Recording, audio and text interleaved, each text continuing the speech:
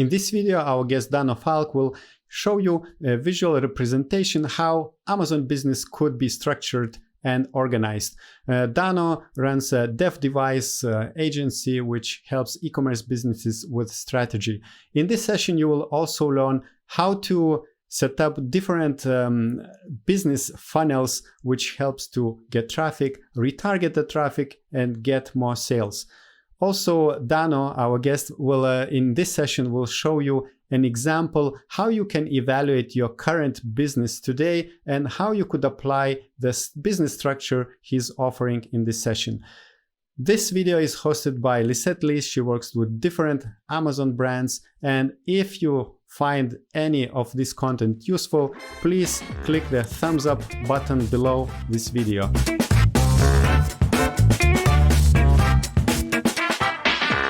Hello, Dano. It's nice to have you here today. Could you please introduce you a little bit and tell us what you do in the Amazon space?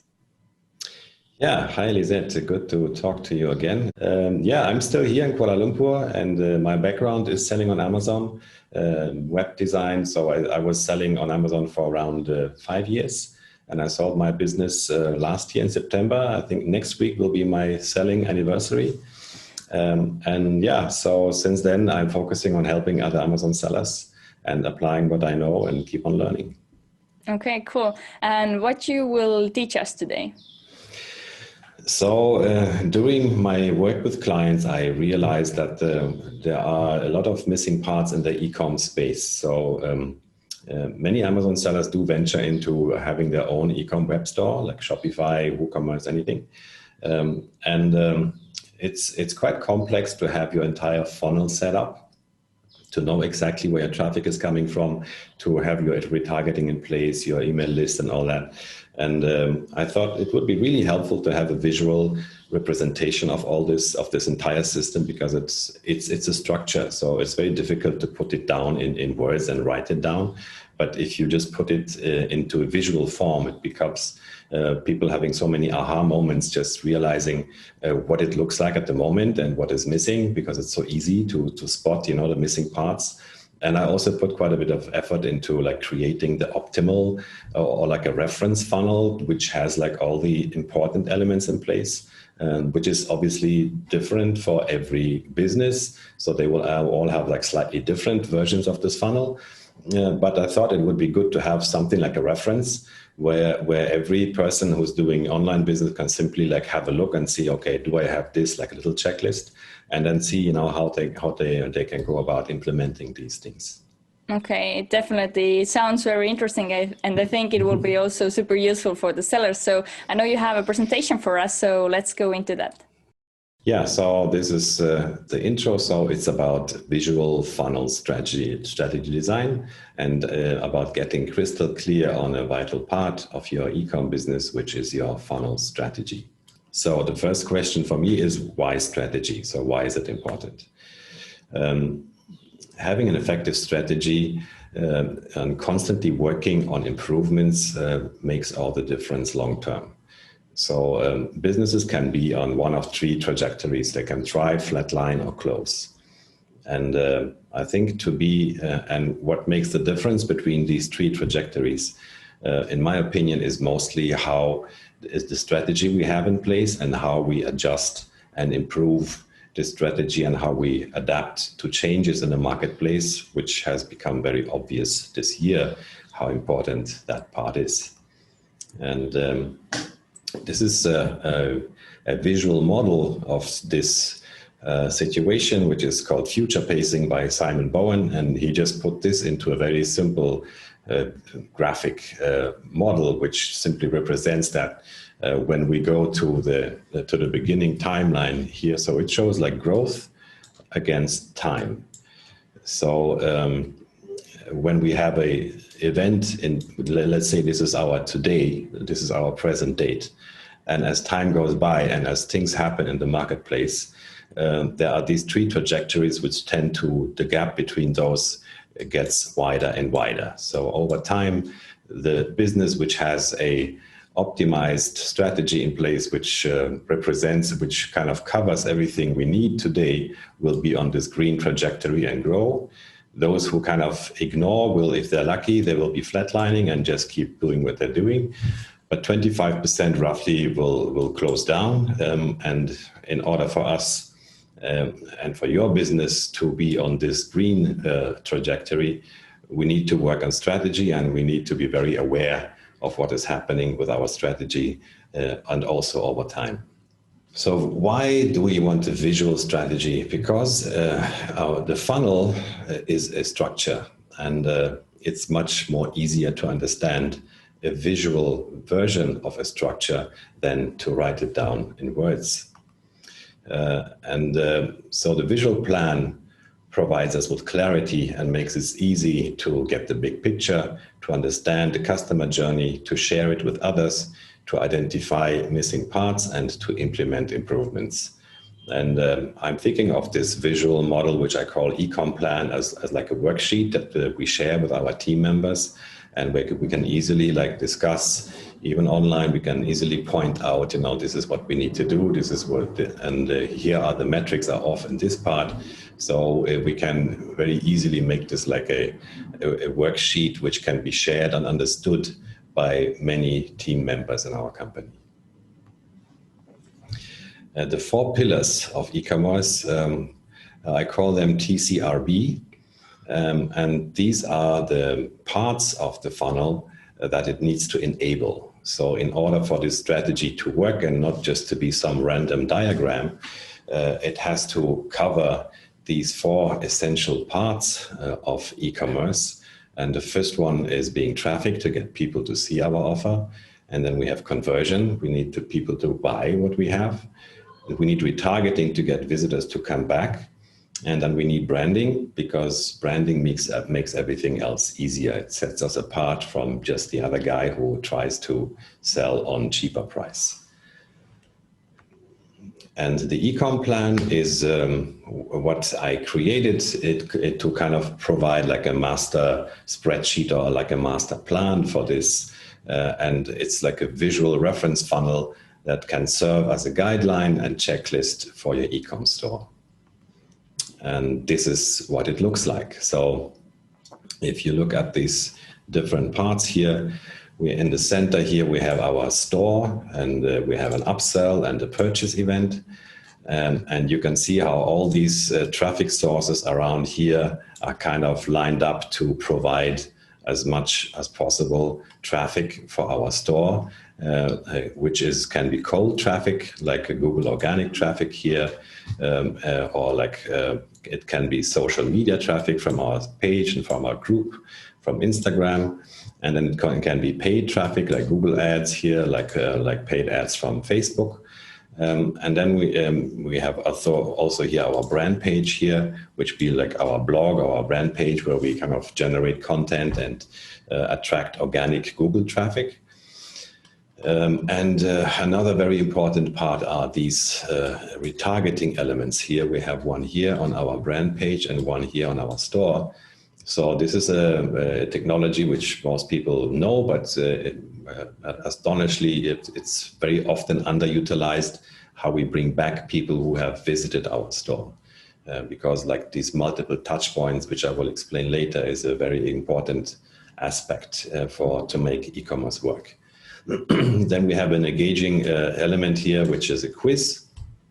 This is obviously not a must, but it's also just an example to show like we can also use engaging things where we simply like expand our branding, where we create something playful for prospects and for customers to engage with and to like deepen the connection between the brand and our customer base. And then we have the CRM system here. So that's another essential element for us to collect leads. And I created 3 buckets here. So we have the prospects, we have customers, and we have repeat customers. And I believe we have to treat all these 3 parts of our customer list separately. So yeah, and they obviously will also provide a significant amount of free traffic to our store, by just creating special offers for them, or simply sending them engaging and valuable information and reminding them that, you know, we have something available for them, or we have a new product launch or stuff like that. So then we have our Amazon store here. So for those who do sell on Amazon, they can also generate leads, for example, from an insert. So this would be like the big picture for me, like the bird's eye view of all the things that we need to have in place. Ideally, I mean, it's not necessary to have them all, but as you improve your store and as you improve your conversions and your traffic sources, I think all of these elements should at least be considered. And so now I just touch on them like step by step. So the first pillar in our model was traffic. So in the traffic section, we have all these elements here. So we have the brand page here with the retargeting list, and we have retargeting Facebook ads. We have a Facebook group. We have the Facebook page, Instagram, Google Ads, Google Organic, retargeting to our store, and the retargeting ads on Facebook, which we can also use Google retargeting ads, and the paid leads here. And then we have this stream of traffic coming from our customer list. That is the traffic section. So it has like the traffic sources are being, as an overview here, is social media posts, Google Organic Search, engaging existing customers via email or messenger. And then we have paid traffic sources like Facebook ads, retargeting ads, Google ads, retargeting ads, and influencers are also another paid, optional paid traffic source. Then we have the conversion section, which is very essential, and all this happens within the store. So the store and the upsell and the purchase, this is where we have to focus on having all the elements in place which are necessary for conversion. So I think I made a quick list here, an overview of what is essential for conversion to happen. It's about bridging the gap between a visitor and a customer.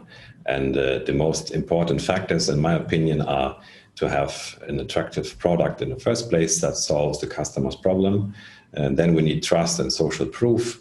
We have to remove risk and offer some kind of guarantee. And then we need multiple touch points, which results into retargeting and a frictionless shopping experience. And we need a fast-loading, mobile-friendly website. So all these are like minimum requirements for me for conversion to be empowered.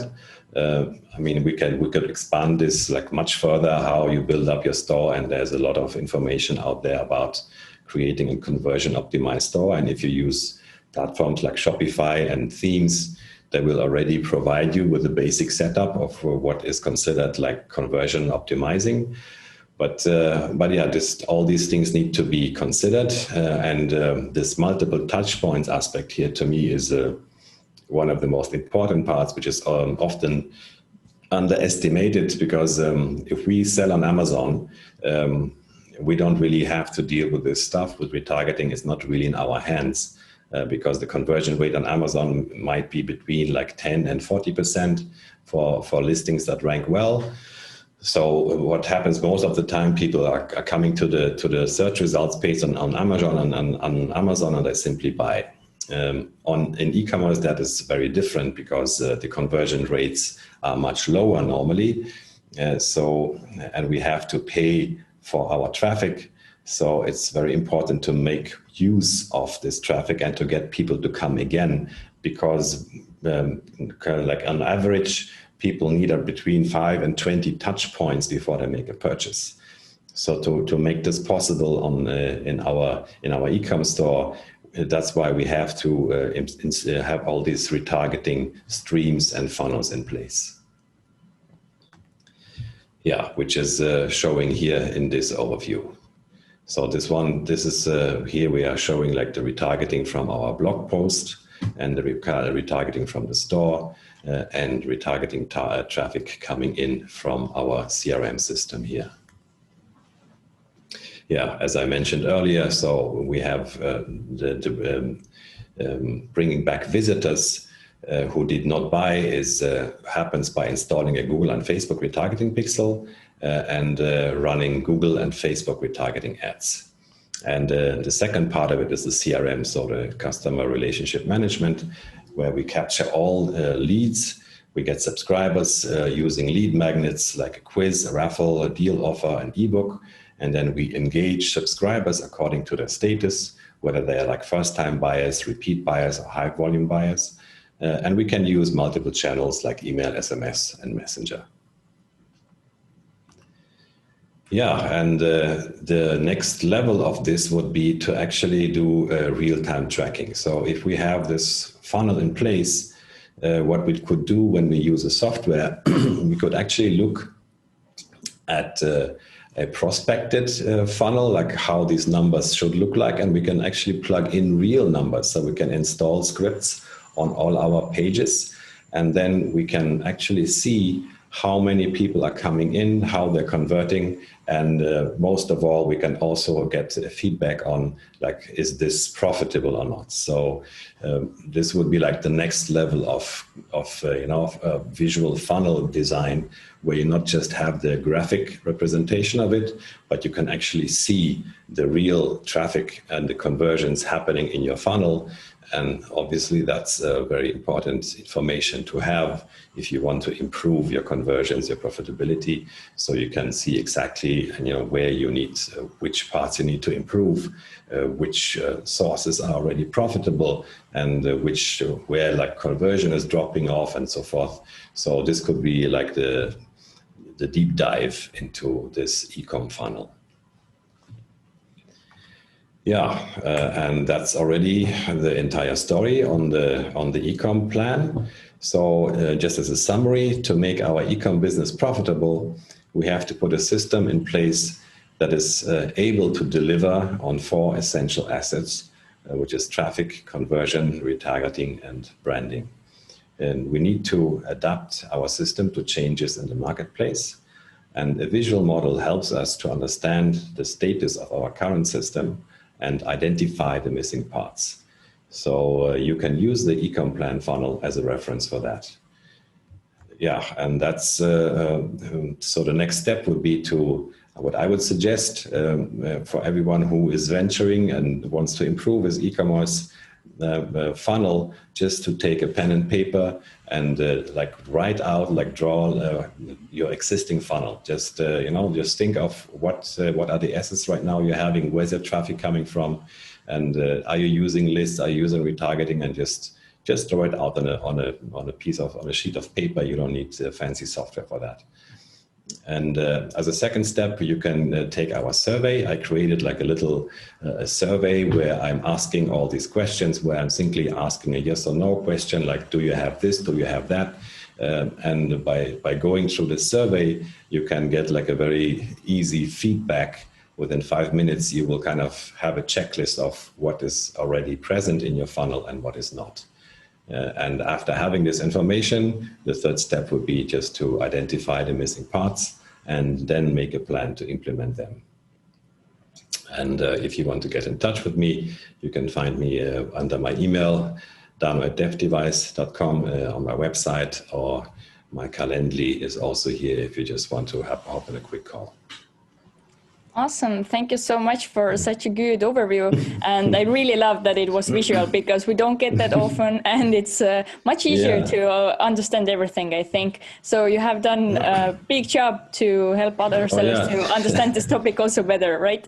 Yeah, thank you. Yeah, I don't see this very much.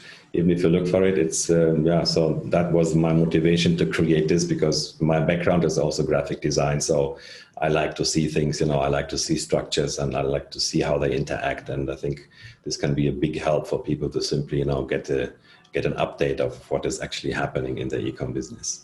Okay, so I think a lot of sellers are wondering now if they're doing good on Amazon platform already, why they should even go out of Amazon and start building that kind of system for their business? Yeah, that's a very good question. And I have 2 answers for that question. So first of all, I remember being suspended on Amazon for a very flimsy reason for a product apparently being sold as new, which was not true, by the way. It was just that some people, there was a dirty cover on my product in the factory. They were applying like a cover, like a plastic cover, and this plastic cover happened to be dirty for whatever reason. So people, like customers, thought this was a used product because they did not manage to take off the protective cover, and then they started to complain, and my Amazon account got suspended. Yeah, and after that, I had like 4 weeks of very, very uneasy time, because if you have ever experienced this as an Amazon seller, what it means when your Amazon account is suspended and then suddenly nobody's talking to you anymore, because it's not like support will be like chatty with you. No, you can write, your claim, and then they will just not respond. And they will just keep on not responding. And then you send a follow-up message and you keep on messaging them, but you just don't get anything. And I was left hanging there for 4 weeks, I think. And by the end of and they give you like a time frame. So by this time, we will decide. And you see this date coming closer and closer. And then on this last date, when my time expired, I got a message that, we cannot reopen your Amazon account. And then 5 hours later, I received another email saying, your Amazon account is open again. So they put me through a complete nightmare of a roller coaster. And for me, that was like the trigger to say, okay, guys, this is not cool at all. And if Amazon, selling on Amazon is your primarily business and your livelihood and all that, it feels pretty nasty when this thing can just be pulled off under your feet for no reason. And so this is the long answer to why do we need this an e-com business? Just to not have all our eggs in the Amazon basket, and to have some kind of second source of income and independence.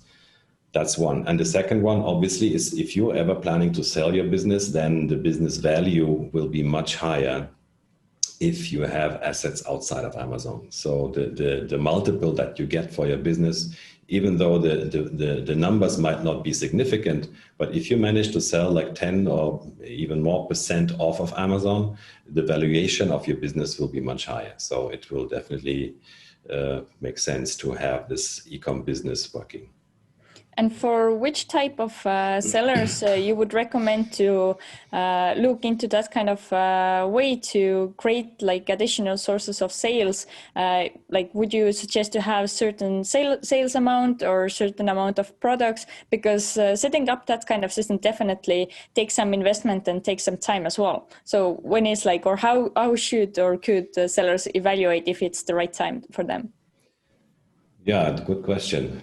When is the right time? So to begin with it, I think as soon as you have resources available, you have a bit of time available, you have maybe skills available in this area, and you have some money available to develop, this would be one of the first things for me to reinvest into my business. And so I would say every time is a good time as soon as you have resources available to do this in any shape or form. And I did most of it by myself because I come from web design. So for me, setting up a brand page and then adding a shop to it was a no-brainer. But for those who don't have these skills, it might, you might have to hire people and all that. But the good thing is there is no rush. You can just go step by step. You can add this like a Lego puzzle, brick by brick, and you can, every time you add something on, it will grow. But you can start very slow, and you can just have a little brand page, and then you add a shop to it, and everything can just grow over time. And do you have any recommendations? What kind of platform or where the sellers should build their e-commerce store? Again, it depends on the skill set. For me, I'm a WordPress guy. So I grew up with WordPress websites and WordPress blogs. So, yes, I did hear of Shopify, but I didn't like this concept of being enclosed in this system, which is a closed system, and you have to rely on them. And I did WooCommerce. For me, that was a good choice because I understand how to build this stuff on WordPress, and I felt I can even do this without any monthly cost for starters, and then I can add plugins as I see necessary.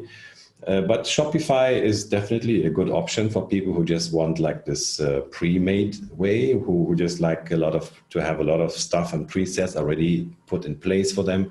So it comes with a cost, with monthly cost and all that, but it can be well worth it. You know, I mean, obviously, Shopify I think is one of the biggest companies now in the whole online industry. So yeah, they're doing a good job, and that's definitely a choice to consider. So WooCommerce or Shopify, and there are some other platforms by here, but I'm not familiar with them really, like Magento or something like that. I don't have information really. Okay, so if you would imagine for a second now that you have to start building your first e-commerce store, so what would your first steps be? The first step would be to choose where do I want to sell. So that would maybe take a few days or even weeks of research to figure out what would be the best platform. And because this is a decision you only have to make once, and you have to be like quite careful with it, just to make sure that you're picking the right platform. Because I think changing platforms along the way would be quite a nightmare. So yeah, from my experience, it would be either WooCommerce if you are like a website guy, you know, if you know how to do stuff on WordPress. For me, it would be WooCommerce or Shopify. And the first thing is just to build your shop, just that, and just to have the payment gateway in place to figure out your logistics. That's another important thing. I mean, you have to know how you're going to ship. I think you can ship from Amazon, from most platforms. You can simply forward your orders from your e-commerce store into Amazon to your existing FBA inventory, and then Amazon will ship on behalf of your e-commerce store. Which can be a bit funny because the parcels, they arrive with the Amazon logo. So people are thinking like, what, I bought on the shop, but now I'm getting a parcel from Amazon. So yeah, you have to figure out your payment gateway and how you want to ship your stuff. So that's the first step, just to get the bare necessities, the basics into place. And the second step then will be to add traffic sources. You know, then you add a brand page, and you run some Facebook ads, you do retargeting and all these things. And not to forget, of course, your customer list, because this is one of the biggest gains we get from this, because we get to own our customer list. And this is something Amazon does not give us. And this, I think, something is very important to know, that this is a business. You know, this is where you actually own the asset and you're in control, as opposed to Amazon, where you're just a client, which can be dismissed anytime. And do you have any methods to recommend to sellers to use to gather leads from Amazon inserts that have proven to work really well? Yes. Right now I'm not selling actively, but I used to sell, and I had an insert saying that go to this website and then you will get a free gift. I mean, you can get a free unit, or you can get like a free add-on. So that's what typically works for most Amazon sellers, to have an insert in their packaging, which just brings them into their own web property, and then they get some kind of offer, whatever is suitable. So, you know, if you're selling a high-priced product, it would make a lot of sense to just give them a free accessory, like something that makes sense with your product, you know, as an add-on, which you can even look it up from frequently bought together, you know, what could be a good product to complement your existing product. Or if it's a low price product, you can just give away a free unit for subscribing to the newsletter. And that's how you start building your email list asset, which can be incredibly valuable and which can actually be the backbone of your business in the long run. Okay, so to take everything together, and considering you mentioned a couple of times your skills of graphic design and your interest in WordPress, what are like the additional skills Amazon sellers have to know themselves, or to know how to outsource, which are necessary to run an e-commerce store? Yeah, that's a good question, because I mean, even if we are really professional in our Amazon business, we normally don't have to worry about traffic so much, because that's why we're selling on Amazon, because Amazon has this humongous amount of traffic coming to listings, right? So the first skill we need to learn when we get out of Amazon is, where are we getting this traffic? Because if you put up a website, you know, guess what's going to happen? Nothing. So the first thing we need to learn is, how do we get traffic? And this is also what I tried to cover in my ecom plan. to just make visible all the assets we can tap into. So we can get, over time, we can get Google organic traffic. But I mean, social media, paid Facebook ads are the first choices, I would say, to get something going, and then retarget, and then build your email, your email list and all that. But yeah, I think that you need to learn how to generate traffic and how to generate recurring traffic, this retargeting part. These are the most important things, I guess. And but we already know how to create listings, so creating a converting store page and shopping page is not so difficult, I think, because that's what we have on Amazon already. But all the traffic that comes into this page, yes, we have to figure that part out. Okay, thank you so much for such an interesting presentation. So if any of the sellers will have some questions when they take their paper and pen and start to figure out this whole system, then what's the best way to reach out to you? Yeah, just go to my website, DefDevice.com. You will find options there to book an appointment on Calendly. You'll find my email address and all that. But also my email is Dano@DefDevice.com. So that's the best way to reach me. Awesome. Thank you so much, and we wish good luck in your business. Thank you for having me. All the best.